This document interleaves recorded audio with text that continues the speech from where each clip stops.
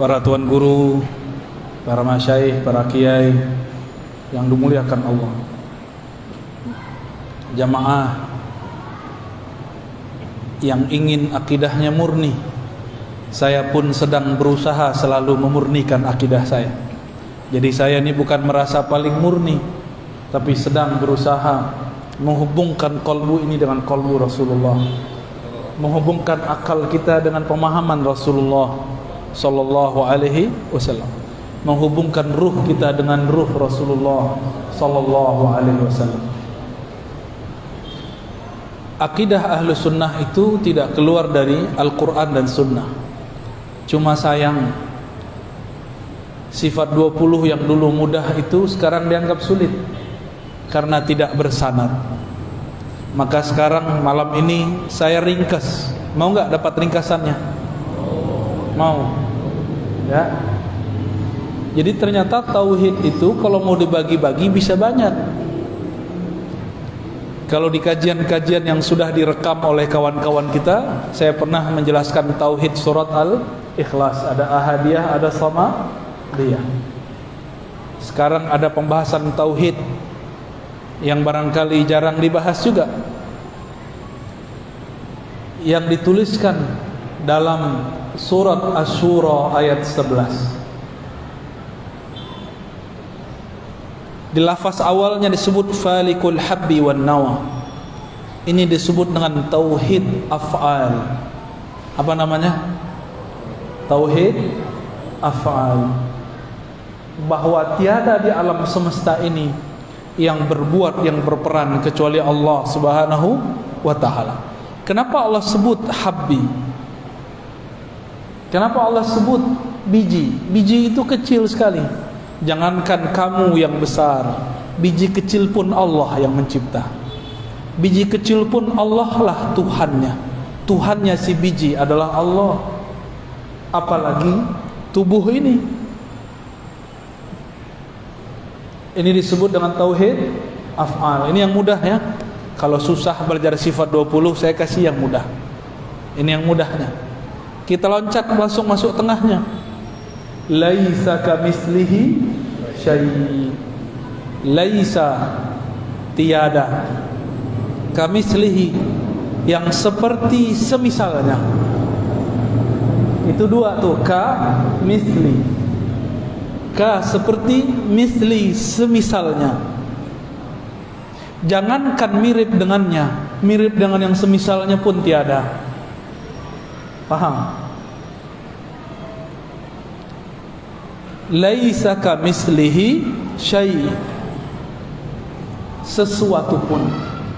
Tapi Al-Imam Fakhruddin Ar-Razi, nama saya Ar-Razi tapi bukan Fakhruddin ya, itu Fakhruddin Ar-Razi. Ternyata imam ini dikafirkan oleh kelompok ekstrim ya, cuma karena dia tidak sesuai dengan kelompok Hanabilah di zamannya. Apa kata Imam Fakhruddin Ar-Razi? Laisa kamitslihi syai'. Ka di situ menguatkan misli. Artinya tiada yang serupa dengannya sesuatu pun. Coba bayangkan semua yang kita tahu. Coba bayangkan. Sudah. Coba bayangkan semua yang kita tahu. Mulai dari malaikat, aras, kalau tahu. Pernah ke ujung bumi? Ujung Medan aja belum ya. Udah pernah ke ujung Sumatera? Udah pernah ke Sabang belum? Udah pernah ke Mentawai belum? Belum. Jangankan ujung langit, ujung bumi pun kita belum lewati. Ujung Sumatera pun kita belum lewat, apalagi ujung langit. Maka sungguh main-main jika ada orang membayangkan Allah bertempat di satu tempat. Laisa kamitsli syai', ini namanya tauhiduz zat. Apa namanya?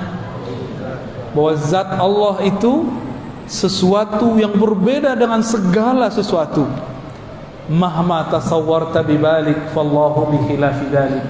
Apapun yang terbayang di dalam dirimu mengenai Allah, Allah berbeda dengan itu. Bayangkan apa saja, Allah beda dengan itu. Sebut istawa, terbayang sesuatu? Allah bersemayam di atas arsy. Terbayang sesuatu? Allah bukan begitu.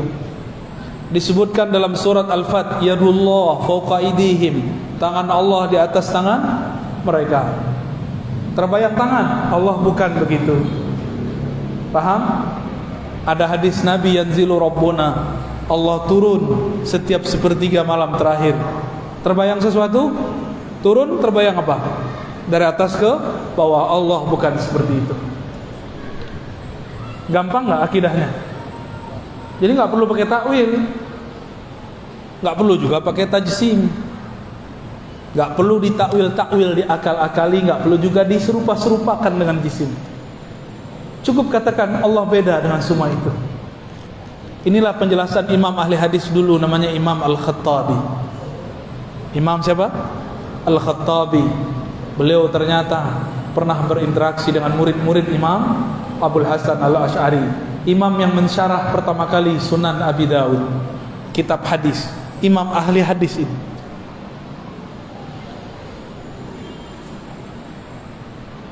Terus di ujung ayat, wa huwas samiul basir. Dia yang maha sami', maha mendengar. Dia yang maha melihat.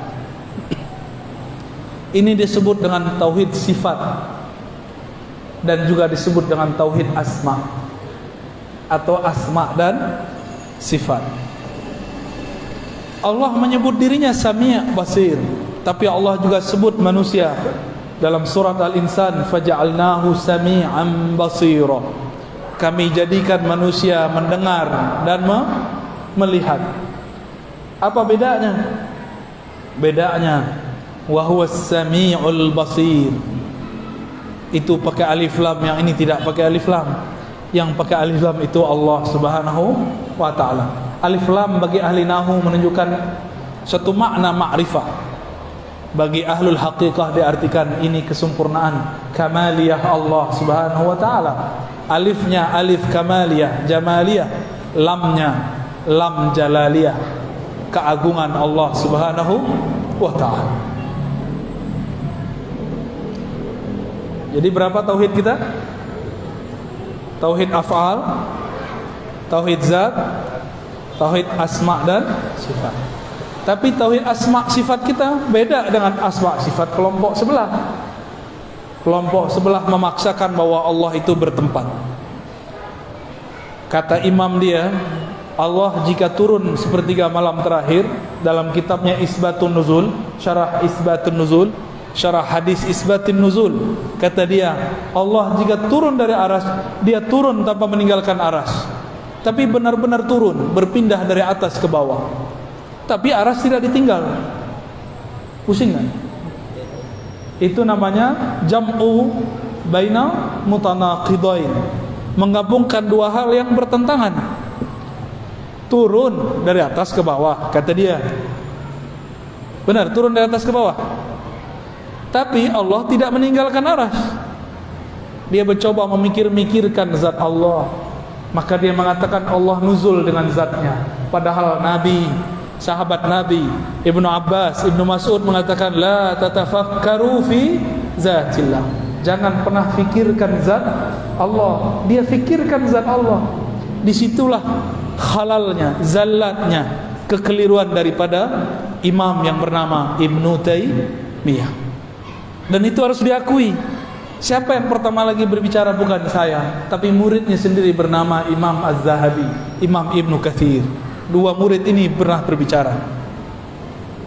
Imam Zahabi terang-terangan, kata beliau, seandainya guruku tidak mengatakan istawa dengan zat, maka dia benar-benar jadi salaf. Maka saya sampaikan cinta saya kepada teman-teman yang mengaku salafi. Jika antum benar-benar ikut ulama salaf, hapuslah lafaz zat. Katakan nuzul, nuzul turun, selesai. Tidak usah bayangkan.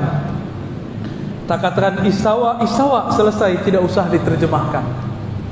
Katakan niat, tapi bukan niat ini. Tapi jangan ditakwil-takwil, dibayang-bayangkan. Ya.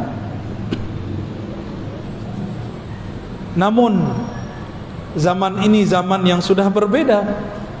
orang-orang sudah banyak mulai terjebak pada menyerupakan Allah dengan benda. Disitulah ilmu Imam Ghazali mulai dipakai. Apa kata Imam Ghazali? Belajar ilmu kalam, ilmu akidah itu sebenarnya tidak wajib sampai ada umat tergelincir.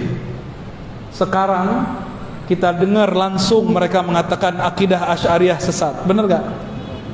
Ini medan sudah dikepung, Pak. Medan sudah dikepung. Mereka sudah punya kampus. Kapan Wasliyah punya kampus? Kapan NU di sini punya kampus? Kalau Muhammadiyah sudah ada, tapi Muhammadiyah tidak bergerak di bidang itu. Ya ulama-ulama, tuan-tuan guru yang ahli sunnah di sinilah harus buat kampus. Kalau bisa buat juga yang tidak berbayar. Kadang-kadang orang mau menukar akidahnya cuma karena gratisan,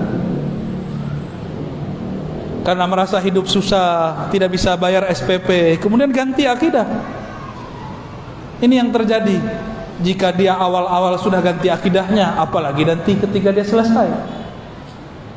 Maka kita doakan semoga tuan guru kita yang ada di sini Ahlus Sunnah, mereka diperkuatkan oleh Allah, diilhamkan supaya berani, supaya tidak takut kecuali hanya kepada Allah Subhanahu wa taala.